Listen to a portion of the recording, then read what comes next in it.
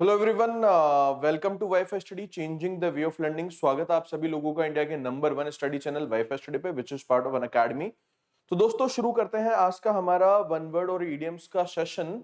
बिना किसी टाइम को वेस्ट किए हुए देखते हैं आज बहुत ही शानदार वन वर्ड और इडियम्स हम पढ़ने वाले हैं। और इससे पहले कि मैं सेशन को शुरू करूं, छोटी मोटी जानकारी आप लोगों को दे देता हूं। तो भैया, क्या आप लोग तैयार हो टेंस के लिए? एक ही क्लास में पूरा बेसिक से टेंस सीखने वाले हैं हम। और ये कब शुरू करेंगे हम? ये आज रात 9 बजे। ओ भैया हिलो मत, हिलो मत भैया, हिलो मत, है ना। आज रात 9 बजे 9 PM चलेगी, ऑल नाइट, पूरी रात चाहे पढ़ना पड़ जाए, लेकिन हम इस सेशन को जो है बहुत धमाकेदार और बहुत ही खूबसूरत तरीके से कंप्लीट करने वाले हैं। तो रेडी हो जाना भैया, सारे के सारे बच्चे लोग। 9 PM पे हम टेंस का मैराथन सेशन लेने वाले हैं आज रात 9 बजे, राइट। बेसिक से सीखेंगे, पूरे चैप्टर को हम कंप्लीट करेंगे। तो डिटेल में हम इस पूरे चैप्टर को कंप्लीट करने वाले हैं। तो सारे के सारे आप लोग आज इस सेशन को देखना मत भूलना दोस्तों, है ना। ठीक है, चलो एक और बात आप यहाँ पे ध्यान से देख लो कि ये मेरी क्लासेस की डिटेल्स है जो मैं रेगुलरली अब लेने वाला हूँ वाईफाई स्टडी पे और अनअकैडमी पे। तो जो फ्री क्लासेस हैं वो सुबह 6:30 बजे वन वर्ड, ब्लैक बुक 8:30 बजे, है ना। एंड 9 PM पे रात को SSC all exams English grammar होने वाली है। ठीक है, अनअकैडमी पे मैं जैसे इस ब्लैक बुक और ये दोनों सेशन के ऊपर बेस्ड, इन दोनों सेशन के ऊपर बेस्ड क्विज कराऊंगा, क्वेश्चंस कराऊंगा, राइट। तो ये 9:15 हम कराएंगे, 10 बजे हम कॉन्सेप्चुअल इंग्लिश ग्रामर, ये फ्री सेशन है। और ये 4 बजे है जो है वो शाम को हम क्वेश्चंस डिस्कस करवाने वाले हैं, SSC previous year questions discussion, जो कि हम लास्ट ईयर के क्वेश्चंस हैं उनको डिस्कस करते हैं, एरर, इंप्रूवमेंट और फिलर के क्वेश्चंस को। तो ये मेरा शेड्यूल रहने वाला है, तो सारे के सारे बच्चे इसको फॉलो करें, ठीक है। और जिन्होंने मुझे फॉलो नहीं करा है वो मुझे फॉलो कर सकते हैं अनअकैडमी पे, ताकि वो फ्री क्लासेस देख पाए। अनलॉक कोड आप सब लोगों को पता है, अनलॉक कोड है हर्ष11। This is the unlock code, जिसकी मदद से आप रेफरल कोड लगा करके फ्री क्लासेस देख सकते हैं। क्लास इसकी पीडीएफ इसके नीचे मिल जाएगी आप लोगों को। तो बढ़ते हैं आज के हमारे पहले वर्ड की तरफ, है ना। देखते हैं आज का हमारा पहला वर्ड कौन सा। तो आज का हमारा जो पहला वर्ड है दोस्तों, वो है आपके एपियरी, है ना। ठीक है, अब ये बेसिकली वर्ड जो होता है ये बीज को कैप्ट करने के लिए, मतलब ऐसी जगह जहां पर बीज को रखा जाता है, ऐसी जगह जहां पे मधुमक्खियों को रखा जाता है, उस जगह को हम बेसिकली एपियरी बोलते हैं। मधुमक्षिकालय हिंदी में बड़ा गजब का नाम है, मधुमक्षिकालय, राइट। और ये इमेज आप देख सकते हो जहां पर मधुमक्खियों को स्टोर किया जाता है, वो एपियरी कहलाता है ना। एवियरी भी एक वर्ड होता है इंग्लिश लैंग्वेज में जहां पे बर्ड्स को कैप्ट किया जाता है ना। So a place where birds are kept is called aviary, and a place where bees are kept is called apiary, ना। तो दोनों ही बहुत शानदार वर्ड है, दोनों ही वर्ड को आप लोगों को अपने दिमाग में स्टोर करके रखना है ना। आज का हमारा दूसरा वर्ड है दोस्तों ओएसिस, है ना। और ओएसिस जो है वो आपके, इसको हिंदी में हम मरुद्यान भी बोलते हैं ना, मरुद्यान। मरुद्यान क्यों बोलते हैं? क्योंकि डेजर्ट में अगर कोई ऐसी जगह हो जहां पर आपको ग्रीनरी, है ना, पानी, वाटर और ग्रीनरी नजर आ जाए, तो उस जगह को हम आपके क्या बोलेंगे? वाटर और ग्रीनरी जहां पे नजर आ जाए अगर मरुस्थल में, तो वो आपके ओएसिस कहलाता है। इसको समझने के लिए आपके सामने इमेज है, इस इमेज को देखो कि रेगिस्तान के अंदर आपको पानी और हरी भरी कुछ पेड़ पौधे नजर आ रहे हैं। तो ऐसी जगह जहां पर बेसिकली आपके थोड़ा हरा भरा माहौल हो, पानी हो रेगिस्तान के अंदर, वो आपके ओएसिस कहलाती है। A shady fertile place in desert, है ना, छायादार फर्टाइल जगह जो डेजर्ट में होती है वो आपके ओएसिस कहलाती है। तीसरा आज का हमारा वर्ड है दोस्तों ऑक्टोजेनेरियन, है ना। और ये 80 बरस का व्यक्ति होता है, one who is 80 years old. 80 साल का व्यक्ति जो है वो आपके ऑक्टोजेनेरियन कहलाएगा, 80 बरस का, है ना। देखो यहाँ पे इमेजेस देखो, एरमिन्सिस ऑफ एन ऑक्टोजेनेरियन। तो ये इमेज है जिसके थ्रू मैं आप लोगों को याद कराना चाह रहा हूं। तो 80 देखो, बेसिकली क्या होता है, सेप्टाजेनेरियन जो होता है वो आपके बेसिकली 70 साल, 80 साल। तो ये ऑक्टो जो है वो आपके 80 को रिप्रेजेंट करता है ना, और जो 80 बरस का है वो ऑक्टोजेनेरियन, राइट। तो ये भी काफी अच्छा वर्ड है। नेक्स्ट वर्ड आप लोगों के सामने एपिडेमिक है, और ये ऐसी डिजीज होती है जो लार्ज नंबर ऑफ लोगों को प्रभावित करती है एक सेम टाइम पे। इस वर्ड को समझने के लिए आप लोगों के सामने मैं थोड़ी सी और डिटेल में ये एक इमेज लेकर के आया हूं, जिससे आप लोगों को और अच्छे से क्लियर होगा, ठीक है। तो इसको देखो इमेज को, और यहाँ पे जो डिटेल लिख रखी है, बातें लिख रखी है, इसको पढ़ो, है ना। तो देखो एपिडेमिक, देखो एंडेमिक, एपिडेमिक और पेंडेमिक, तीन वर्ड्स हैं, और इन तीनों वर्ड्स के बीच का डिफरेंस यहाँ पे लिख रखा है। एंडेमिक क्या होता है? एक ऐसी डिजीज जो किसी पर्टिकुलर रीजन या पॉपुलेशन में परमानेंटली एग्जिस्ट करती है ना। पहला वर्ड आप लोगों के सामने एंडेमिक है। और इसके साथ में क्या छुपा हुआ है? परमानेंटली, है ना। तो कोई ऐसी डिजीज जो कि परमानेंटली किसी जगह में, किसी एरिया में पाई जाती है, वो आपके एंडेमिक कहलाती है। फॉर एग्जांपल जैसे कि कोलेरा, है ना। कोलेरा जो है वो आपके अगर किसी पर्टिकुलर रीजन में काफी प्रचलित है, काफी अधिक मात्रा में पाया जाता है और बार बार पाया जाता है, सालों से पाया जाता रहा है, तो वो एंडेमिक हो गया। एपिडेमिक क्या होता है? N outbreak of disease that attacks many people at about same time and many and may spread through one और सेवरल कम्युनिटीज और कंट्रीज। इबोला वायरस जो है एग्जाम्पल के लिए, तो एपिडेमिक ऐसी डिजीज होती है जो कि एक ही समय पे बहुत सारे लोगों को अटैक करती है, उसका आउटब्रेक हो जाता है और बहुत सारे कम्युनिटीज में या कंट्रीज में फैल सकती है। मे स्प्रेड मतलब आउटब्रेक हो चुका है उसका, है ना, एक साथ बहुत सारे लोगों को उसने अटैक किया है एक ही टाइम पे, और जो बेसिकली फैल सकती है दूसरी कम्युनिटीज और कंट्रीज में, वो आपकी बेसिकली एपिडेमिक होगी। जैसे कि इबोला वायरस था, अफ्रीका में आया था, एपिडेमिक था, वो उस पर्टिकुलर रीजन में आया था, उसने बहुत सारे लोगों को अटैक किया था। किस्मत से ये वायरस जो है वो, और उसमें क्षमता थी कि वो पूरे वर्ल्ड में फैल जाए, लेकिन वो फैल नहीं पाया, है ना, समय पे उसे कंट्रोल कर लिया गया। फिर पेंडेमिक देखो, when an epidemic spreads through out the world, है ना। तो ध्यान से देखो ना, पेंडेमिक कब हो जाता है? जब एपिडेमिक एपिडेमिक में संभावना होती है कि वो दूसरे कंट्रीज और कम्युनिटीज में फैल जाए, है ना। अब ये संभावना जब हकीकत में बदल गई, जब कोई ऐसी बीमारी जिसने बहुत सारे लोगों को एक साथ अटैक किया है एक टाइम पे किसी पर्टिकुलर रीजन में, और जिसकी संभावना होती है और कम्युनिटीज और कंट्रीज में फैलने की, अगर वो फैल गई तो फिर वो आपके क्या हो जाती है? पेंडेमिक हो जाती है ना। जब एपिडेमिक जो है वो आपके पूरे वर्ल्ड में फैल जाता है तो वो आपके पेंडेमिक कहलाता है ना। ठीक है, तो आई होप आप लोगों को समझ में आया होगा। तीन वर्ड है, एंडेमिक, एंडेमिक, दूसरा एपिडेमिक और उसके बाद में पेंडेमिक। तीनों के बीच में डिफरेंस आप लोगों को समझ में आ गया होगा, राइट। जब चाइना में था तो एपिडेमिक था, लेकिन अब पूरी दुनिया में फैल चुका है तो ये कोरोना जो है वो आपके पेंडेमिक हो गया है ना। पूरी दुनिया में फैल चुका है तो corona is has become a pandemic. चलो भाई आगे बढ़ते हैं आज के अंतिम वर्ड की तरफ, वन वर्ड के, जो की है इमेंसिपेशन, और the act of setting free from bondage of any kind, है ना। तो लिबर्टी जो है वो आपके इमेंसिपेशन कहलाता है, फ्रीडम जो है वो आपके इमेंसिपेशन कहलाता है।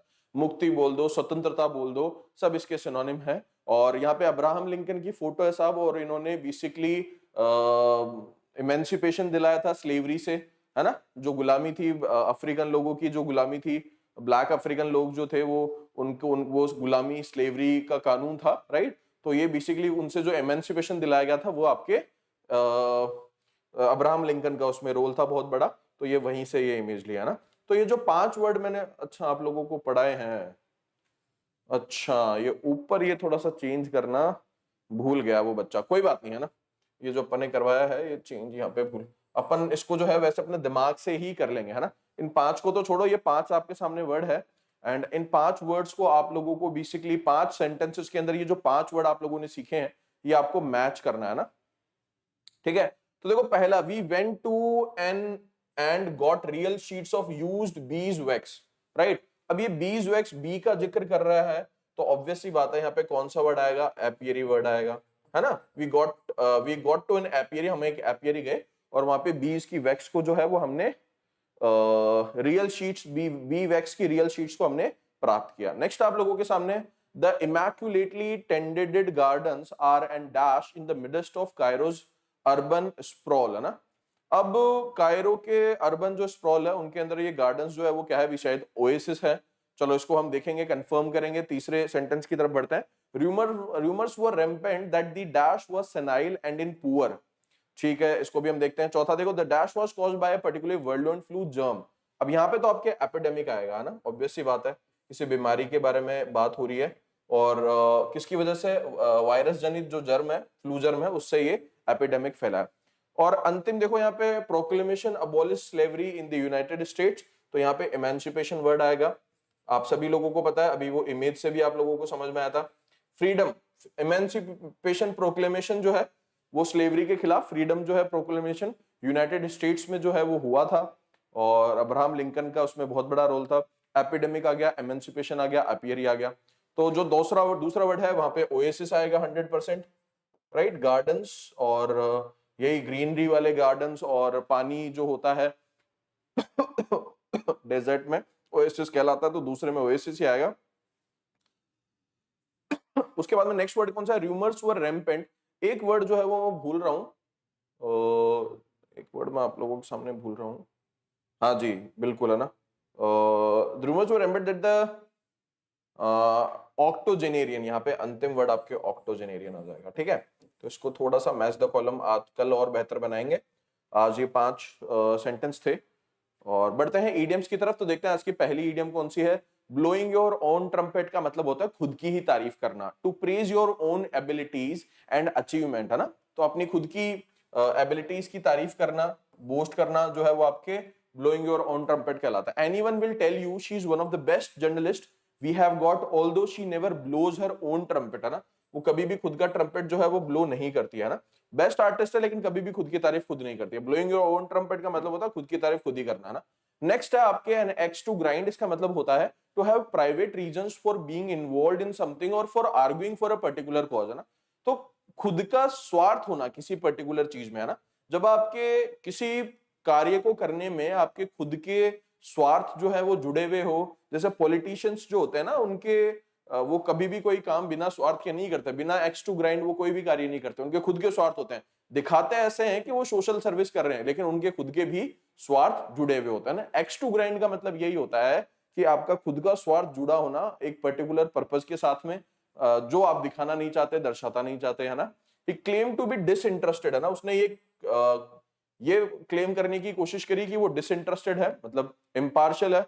But I knew he had an axe to grind, लेकिन मुझे पता था कि उसके कुछ ना कुछ छुपे हुए जो है वो पर्पस, लक्ष्य है, उद्देश्य है साहब उसके, है ना। तीसरा वर्ड आज का है एन ओपन बुक, और ये तो बहुत ही आसान इडियम है ना। Can easily understand and know everything about somebody. तो भैया मेरी जिंदगी तो एक ओपन बुक है, मतलब कुछ भी छुपा हुआ नहीं है, नथिंग इज हिडन, सब कुछ आउट है, ओपन है। Your health secrets will be an open book to anyone who can do an online search, है ना। आपकी खुद की हेल्थ रिसर्च जो होती है, हेल्थ सीक्रेट्स होते हैं, वो एक ओपन बुक होते हैं, जो कोई भी ऑनलाइन सर्च करेगा उसे मिल जाएंगे, है ना। अगली जो ईडियम है वो है रीडिंग बिटवीन द लाइंस, और इसका बोलचाल की भाषा में बहुत बार इस्तेमाल करते हैं, मैं भी बहुत इस्तेमाल करता हूं। Do not read between the lines, मतलब ऐसे मीनिंग को प्राप्त करने की या डिस्कवर करने की कोशिश मत करो जो कि छुपा हुआ। कई बार क्या होता है, जैसे आप सही और सीधी बात बोलते हो लेकिन आपकी बातों को जबरदस्ती कुछ गलत मीनिंग निकाल करके प्रेजेंट किया जाए, तो वो क्या कहलाता है, रीडिंग बिटवीन द लाइंस कहलाता है ना। सो व्हेन यू आर जब आप किसी से बातचीत करते हो और आपका वो मतलब है नहीं और दूसरा उसे गलत तरीके से तोड़ मरोड़ के प्रस्तुत कर रहा है, तो वो आपकी रीड बिटवीन द लाइंस कहलाता है। Looking for a discovering a meaning, मतलब लुकिंग फॉर और डिस्कवरिंग ए मीनिंग, मतलब छुपे हुए हिडन मीनिंग को प्राप्त करने की कोशिश करना, है ना। Reading between the lines of the letter she realised that her friend was in great trouble. तो जब लेटर की लाइंस को उसने समझा, छुपी हुई लाइंस को उसने समझा, तो उसने ये पाया कि उसका जो दोस्त है वो बहुत ही ग्रेट ट्रबल में था। तो to give the devil his due आज की हमारी अंतिम मीडियम है, और इसका मतलब होता है जब आप कब कहते हो, इसका प्रयोग आप तब करते हो, said when you admit that someone you don't like और admire does have some good qualities, है ना।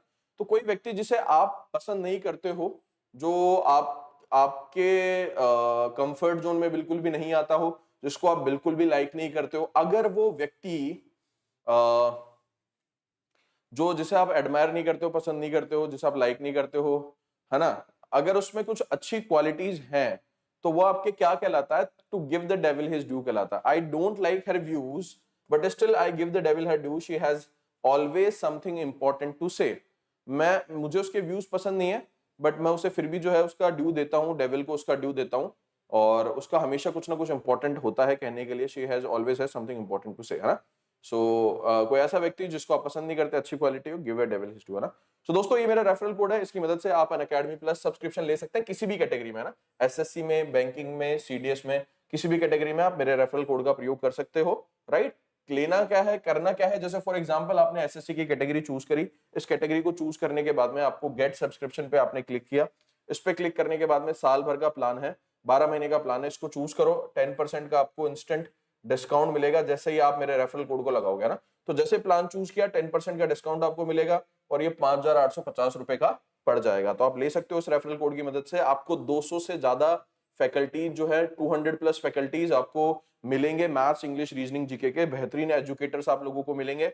बहुत सारे एडवांटेज है अनअकैडमी प्लस के, CGL, CHSL, MTS, CPO, JE, stenographer, GD, phase 8 सारे एग्जाम्स की, आप सारे एग्जाम्स की वन सब्सक्रिप्शन में, आप एक ही सब्सक्रिप्शन में सारे एग्जाम की तैयारी आप लोग कर सकते हैं ना। तो दोस्तों आप लोग मुझसे जुड़ सकते हैं इस क्लास की पीडीएफ के लिए इस टेलीग्राम चैनल पे, यहां पे भी आप ज्वाइन हो सकते हैं ना। तो दोस्तों आज के लिए इतना ही। मैं आप लोगों को फिर से बता दूं, मेरी क्लास का शेड्यूल के साथ में इस सेशन को मैं एंड करना चाहूंगा। तो जो शेड्यूल है मेरी क्लास का वो आप लोगों को नजर आ रहा है, ये शेड्यूल रहने वाला है। इसके अलावा ये टेंस की मैराथन क्लास है, इसे भी आप लेना ना भूले दोस्तों, ठीक है। सो आज के लिए इतना ही, मिलेंगे नेक्स्ट सेशन में। Till then take care, all the very best, bye bye.